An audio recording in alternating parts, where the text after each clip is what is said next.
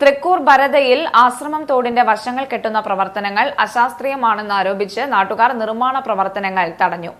45 metre നീളത്തിലുള്ള നിർമ്മാണ പ്രവർത്തനങ്ങൾക്ക് 4 ലക്ഷം രൂപയാണ് ചിലവ്.